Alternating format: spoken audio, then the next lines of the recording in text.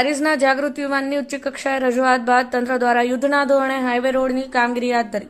થોડા સમય અગાઉ જાગૃત યુવાન દ્વારા રજૂઆત કરાતા તંત્ર દ્વારા યુદ્ધના ધોરણે માર્ગ રિપેરની કામગીરી હાથ ધરાઈ।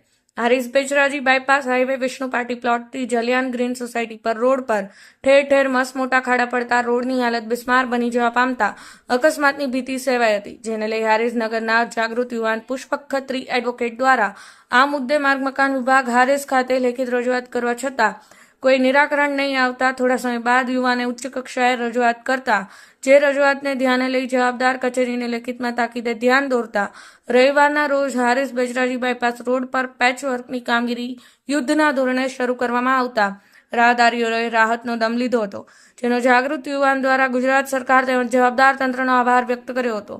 હારીજ નગરજનોએ જાગૃત યુવાનની કામગીરીને બિરદાવી હતી। વધુમાં હારીજ નગરની પાયાની સમસ્યાઓના નિરાકરણ માટે જવાબદાર તંત્ર દ્વારા કોઈ કામગીરી હાથ ધરવામાં ન આવતા જાગૃત યુવાનો દ્વારા કમિટીની રચના કરવામાં આવી છે। સત્વરે પાયાના પ્રશ્નોનું નિરાકરણ નહીં આવે તો કમિટી દ્વારા આગામી સમયમાં તમામ સમસ્યાઓનું ઉચ્ચ કક્ષાએ રજૂઆત કરાશે। Bureau report, Patan news 24, Patan.